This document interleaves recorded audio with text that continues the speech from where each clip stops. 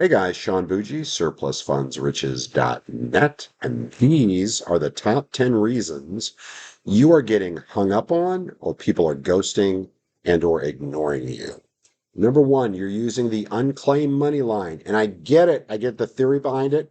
Hey, this is unclaimed money. They say they're going to get back to you. They try to check the state unclaimed websites, can't find anything, so they're going to come back to you. I get it. I get the theory behind it. It's not working. You know why?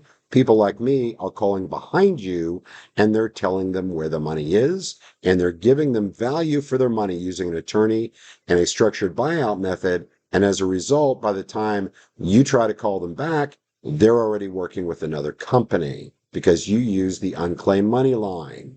Okay. Same thing with you saying that you will tell them where the money is after they sign your agreement. Okay, first of all, that sounds about as scammy as you can get. I can't believe people are still training on that. That sounds about as scammy as you can get.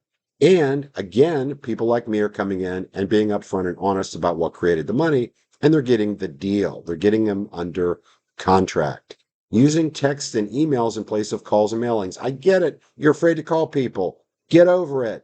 Emails and text don't work because it sounds like you're telling them they have a great uncle in Saudi Arabia that gave them money that they didn't know about. Okay. Nobody believes it when it's in a text or an email. You've got to call, and sending mailings gives you upfront credibility.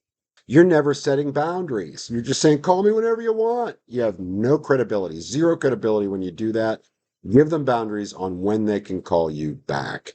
No online presence. You guys, you got to at least have a website. Now, look, if you partner with us, we'll handle all that. Your job with the national surplus is to just get a list, research the debt, make sure there wasn't additional debt against the property at the time of the sale, fill out our worksheet and turn it in, and we'll do the rest of it. We'll find them, call them, negotiate, hire the mobile notary and the attorney, and pay you 27% of the net, which is a lot of money, guys, when we successfully get it out. But you've got to, if you're going to do this on your own, you have to have an online presence. You're not using a takeaway. As at a certain point, you need to leave a message or tell them when you're talking to them, hey, we don't have the resources to continue to chase you.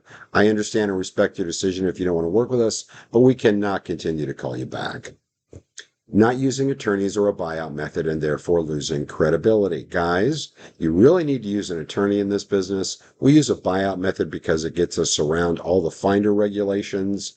But we're giving them money up front, literally within 10 business days after they sign our agreement, to lock them down and show good faith. I know a lot of people can't do that. If you want to use our DIY system, we teach you how to do it at first on contingency or as a finder. But I'm telling you, the buyout method will double your conversion rate.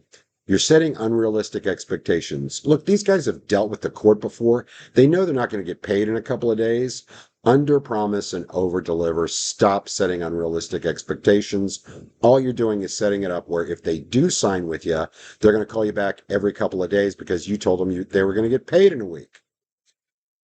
Not checking debt. Guys, this is another thing where we really come out ahead, and this is why you're losing so many deals. You got to check debt. If it's an $80,000 overage, or there's a $30,000 HELOC loan in the way or a judgment against the person, they're really entitled to 50 grand. So you're telling them 80, we're coming behind you, or somebody like us that checks debt, telling them 50 and telling them why, and they're going to trust the company that actually researched the debt.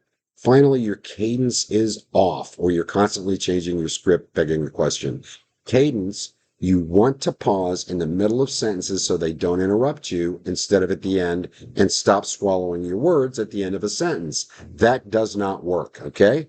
You're changing your script because you got a certain response and you think, oh my gosh, now that's going to happen all the time. And you start begging the question, basically addressing objections that aren't even coming up.